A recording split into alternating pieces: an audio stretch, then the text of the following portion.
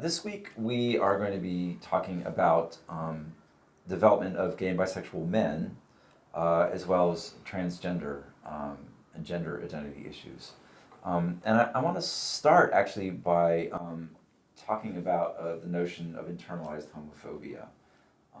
This is, a phenomenon that we see, but what is internalized homophobia, and how does this, impact the developing gay men? Yeah. Well, I thought it was an interesting piece because it takes a look at three different cases, as I recall, that starts off with a really sort of young adolescent and then moves through a later phase of adolescence and then a later phase of adolescence and talks about different approaches and different issues and concerns that come up with these different developmental stages, even within a fairly tight window. But the first example was of a 14-year-old who was really struggling and acting out in unnecessary or unfortunate ways, and it was interesting to see how Locke talks about the issues the kid's facing and the ways he's behaving and the troubles that he's having, and then how it gets down to his struggle with his not liking himself very much, and how and why he might not like himself very much, and how he's managing through that. On the other hand, so there's this one piece of internalized homophobia that can be very damaging, but in another reading somewhere there was this idea that you kind of have to internalize the homophobia in order to figure out how you're going to dig through it. Even as a gay yeah, person. exactly. So there's a real troublesome aspect of it, but in the world we live in, there's also a side of it where you kind of have to come to terms with it too. So two interesting things going on, I think, at the same time with it. Yeah, very interesting. Is that something you think everyone goes through? Is it something that like all young gay men or even older gay men struggle with? Is realizing that you're gay and accepting it, but having some sense of rejection or fear or revulsion in some cases about accepting this identity and what gay people are. Is that, or is that not necessary for everyone to sort of feel? I just think it's interesting, homophobia and internalized homophobia both. It seems like they operate on one level of, well, this is more for homophobia of other people, just the revulsion of same-sex attraction and not understanding how that could be, which I think is less of a concern in terms of internalized homophobia because you're more comfortable because it is what you're attracted to. But there's also this layer of gender and like aversion to gender transgressive behaviors, and I think that a lot of that comes into play with people not being comfortable with, for example, flamboyant or effeminate gay men or butch lesbians, and I think that has a lot to do with internalized homophobia. And the one case that was the young man's real issue was effeminate man. Yeah, and people speaking in stereotypes where if you're thinking, oh, I'm realizing that I'm gay, then I must end up being this like incredibly flamboyant gay man, right. And like all your personal baggage about doing something that right. transgresses what male should be like in our society. So I think that it does have to do with the sexual aspect, but that gender and gender constructs have a lot to do, and we should try to break those down to kind of get to the root of what it is that makes people uncomfortable. Yeah. And I think those are kind of coming back in full swing, at least not necessarily coming back, but are really strong as you look at, like, if you read Stone Butch Blues, the lesbian culture in upstate New York, working class, the butch femme dynamic was pretty well embraced. The late 60s, 70s, Paris is Burning, flamboyant, gay, queer, like, was much more embraced. Now you go to Grindr, Manhunt, Gay.com, and you have Seeking Masculine Only, straight acting. You have all these really, I think straight acting is the most problematic because, and you see people who you're like, well, I wouldn't exactly say that you're masculine using it because that's what like should be attractive or what, is kind of in vogue right now. And I think, in some ways it deals with, are you attracted to effeminate or masculine gay men? But in a lot of ways it's a rejection and internalized homophobia that I don't think really existed as strongly in the past. Right. And moving on to gender identity and transgender issues now. Very recently there have been a lot of changes in for transgender people, notably, characters on TV shows, actual actors coming out as transgender, and most notably the Caitlin Ryan transitioning, a very high-profile figure. Caitlyn Jenner. Excuse me. Sorry. Caitlyn Jenner.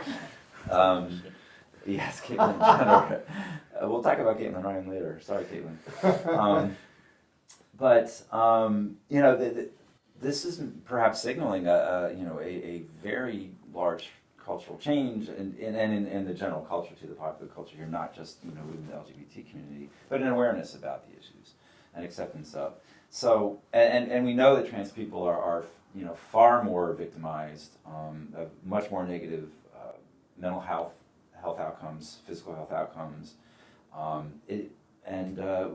Is there reason to believe that this may be changing? This could have a positive impact that's lasting.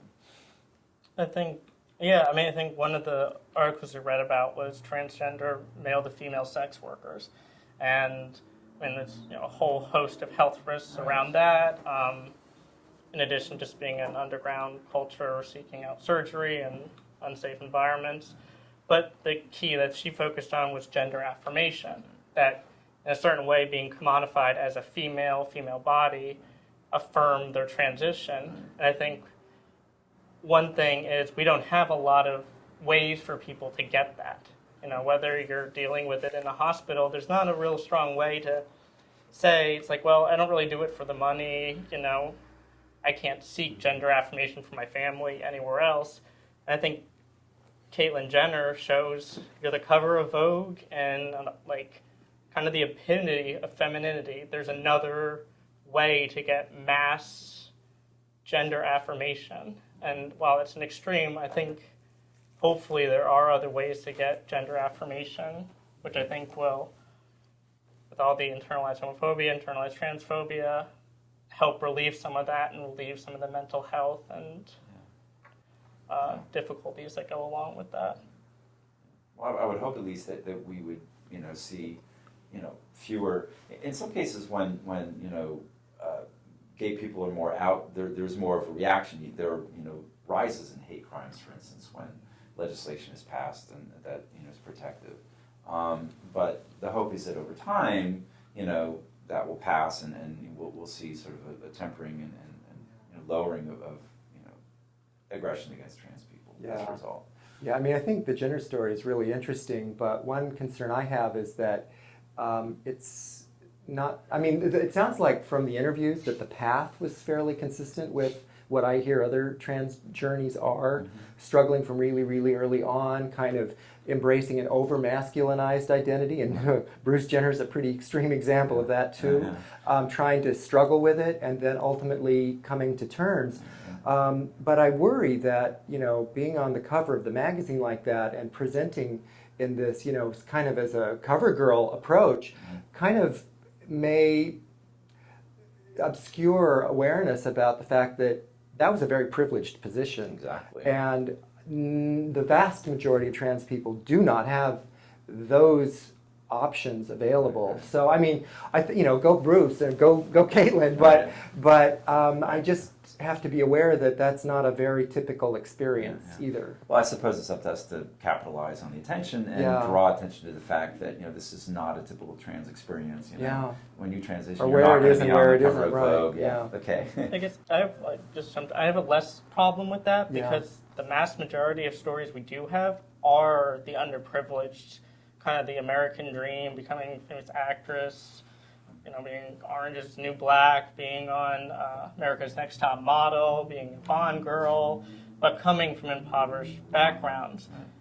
And that, while yes, that can be a consequence, we do have this icon that is very Western and very American that can be put on a pedestal. And there can be a lot of consequences. But I have I've heard that, and I have less of a worry given that until now the dialogue has been that. And without that high level and privilege, people who aren't going to be as aware. I mean, that opens the door to people caring about Yeah. underprivileged because they're like, well, you should be like Caitlyn Jenner. You should be, Right.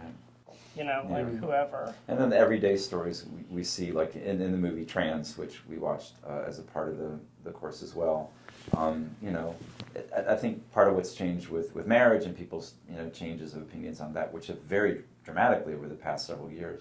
You may see the same thing. People will start to talk about the people they know, you know, the transgender person they know, or is in the family, or is you know, someone they're aware of. So that's very crucial. Yeah, that's the thing. I mean, obviously, Caitlyn Jenner's story is atypical, but then again, everyone's trans journey is different. Yeah. And mostly, I'm just glad that the visibility has kind of created this cultural opportunity for transgender issues to not be taboo. And now people are talking about it, which is a step of, you know, no one was willing to talk about it because it was Right. shunned. Good. So. Perfect. Great. Thank you.